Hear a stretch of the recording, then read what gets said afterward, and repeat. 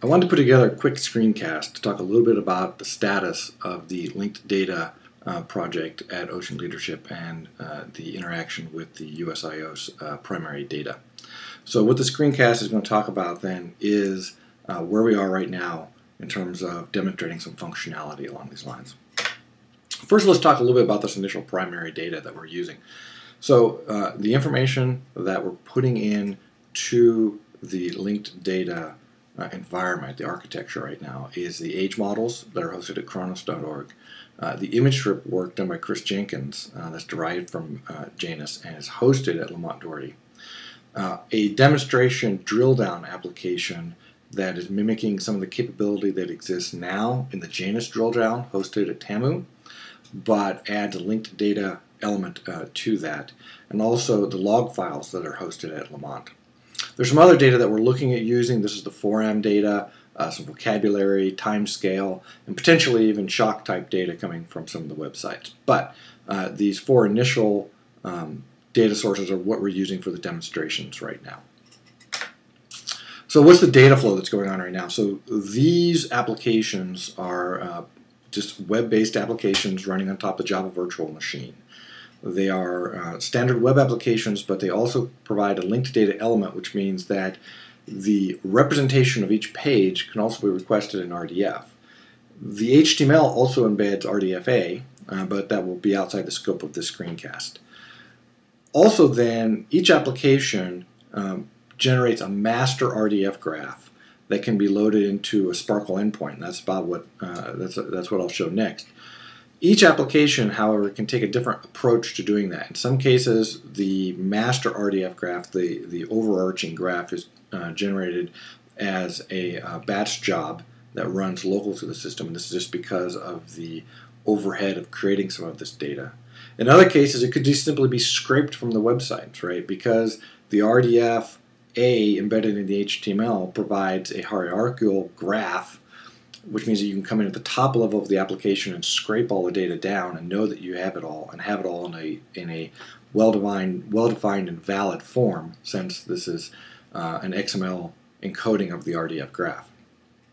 Nonetheless, a master graph is created, and then we load that into the Sparkle endpoint hosted at the Ocean Leadership servers. Now, this Sparkle server that we're using right now is Virtuoso. There are other Sparkle servers like Mulgara and others that could be used, but we're using the open source Virtuoso Sparkle system right now. So what does this mean? It means that we now have a master set of data across these primary data sources that we can search on.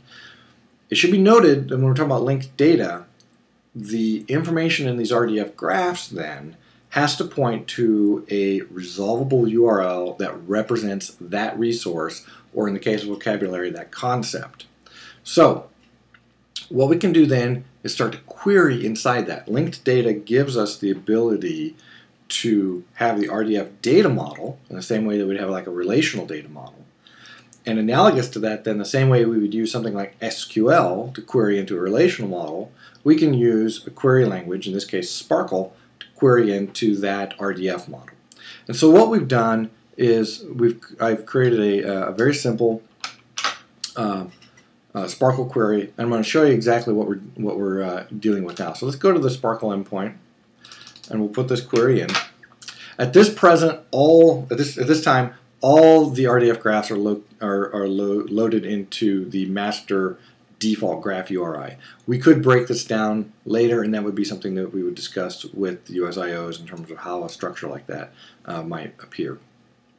In this case, we're searching on the concept, and we've designated this concept, and this is a very simple one. We're just using a leg site hole. So we are looking for resources associated with this particular leg site hole. The results that we get back span across those primary data sources that we've talked about. So we are, in a way, getting pointers back to resources that reside at federated locations across Lamont, across TAMU, and across the Kronos.org site. So in this case, then, we could take one of these resource references, and we should be able to resolve it. And we can see that we can resolve it there.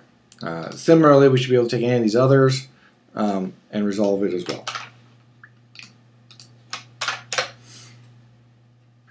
And so in this case, then, we've queried two different resources that came from that, that particular Sparkle request. So we should note a couple other things.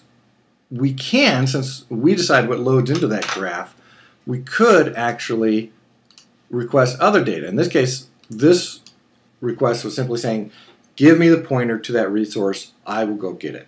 A tool might do something like this, right?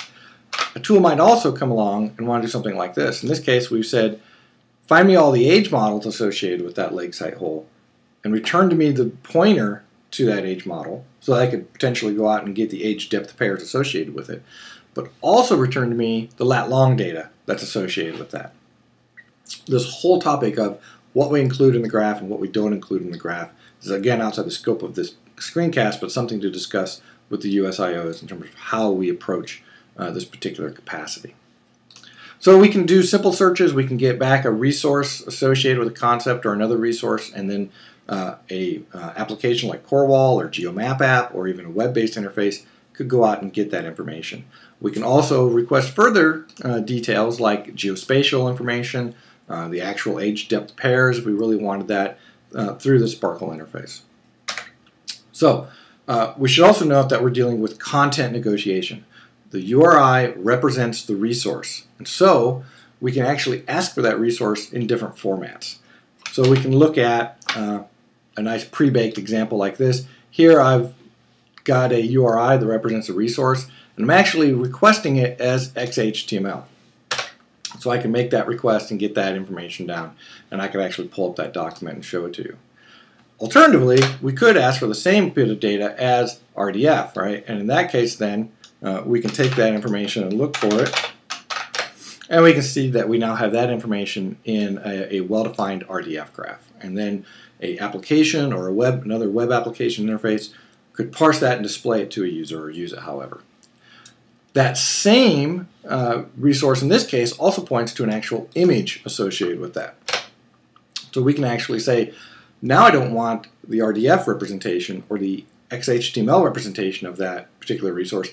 I want the image associated with that resource. Obviously not all resources have that, and there are ways to negotiate that content. But in this case there is, and so then we can actually come along and request that particular image and view that image. Again, an application like Corewall or others might utilize this feature.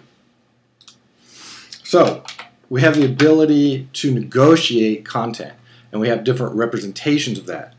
One URI, multiple representations of the actual data. So just a few comments on this. First off, linked data is not semantics. Or semantic web is a good starting point on that, and it is an element of the semantic layer cake, but it is not semantic web per se. We also didn't talk about RDFA in this environment. We mentioned it briefly, but all these representations, these XHTML representations, would also have then an RDFA component in that. The aspects of vocabularies to represent concepts is also being worked on, again outside the scope of this. But what we are seeing is that we can do a federated type search where we can say, I'm looking for data, primary data related to a concept. Please show me resources that are associated with this, and then I can go fetch them. A web application might pre-fetch them and show them in a nice user interface, or an application like Corewall or GeoMap app would go out and do it on their own. So I hope you enjoyed the screencast.